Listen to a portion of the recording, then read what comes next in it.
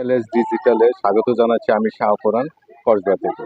আমি এখন দাঁড়িয়ে আছি ব্রাহ্মণবাড়িয়া জেলার কসবা উপজেলা গোপীনাথপুর ইউনিয়নের দজনাগর গ্রামে। এখানে গতকাল রাতে দুই বোনকে হত্যা করে ঘাতক পালিয়েছে। আমরা এই বিষয়ে এখন স্থানীয় আছে এবং এখানে যে দুই বোনের হত্যাকারী তো পালিয়েছে আমরা জেনেছি।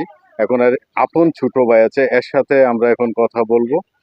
আচ্ছা, কি হয়েছিল একটু বলো।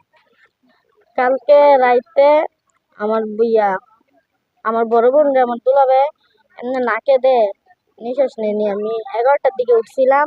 11টার দিকে উঠা হাঁসের হানা দিছি।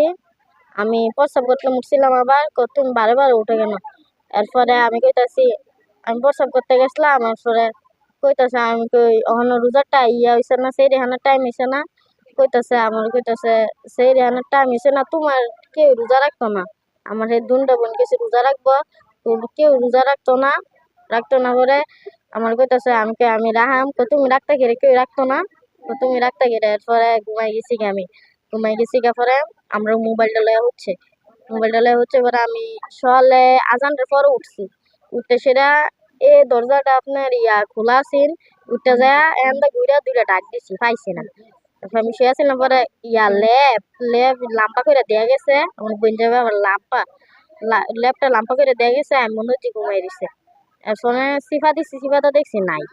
এরপরে দরজা খোলা আছিল। এরপরে ডাক দিছি, দুইটা পাইছি না পরে আমি বাথরুম বিচারছি নাই। আর পরে আমার ছোট বোনের কানে একজোট রিং নিছেগা। আমার ভাই বাহিরেতে 30,000 টাকা পাঠাইছিল। এই টাকাটা নিছেগা, আমার মোবাইলও নিছেগা, আর ঝুমকা নিছেগা আমার আপার।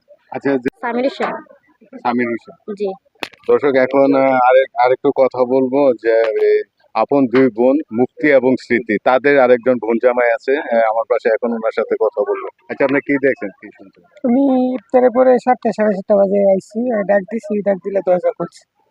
পরে জিজ্ঞাসা করছি, মানে তার জামাইরে জিজ্ঞাসা করছি ভালো করে, কইছে আমি কিছু কতদিন আইছেন, বলছে যে 1 সপ্তাহ হয়েছে আইছে।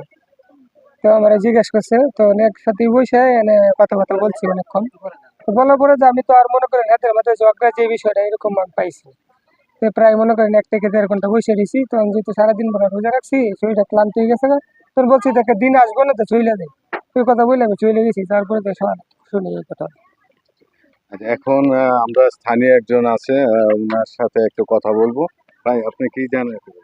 আমি সকালে ফেসবুকের মাধ্যমে জানতে পারলাম যে দুই বোনকে বনজামাই হত্যা করে পালিয়ে গেছে। আমি আসলাম, আসার পরে এলাকাবাসী থেকে যে জিনিসটা জানতে পারলাম যে ওই বনজামাই প্রায় 1 সপ্তাহ যাবৎ ওদের বাড়িতে অবস্থান করতেছে।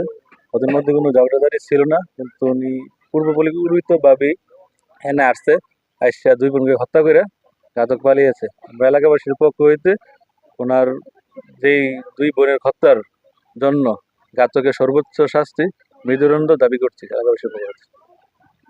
হ্যাঁ, আমরা আমাদের কসবা থানা অফিসার ইনচার্জ আব্দুল কাদের আমাদেরকে জানিয়েছেন, তাদের ধারণা হচ্ছে যে দুজনকে শ্বাসরুদ্ধ করে হত্যা করেছে এবং ওনারা আইনি প্রক্রিয়াধীন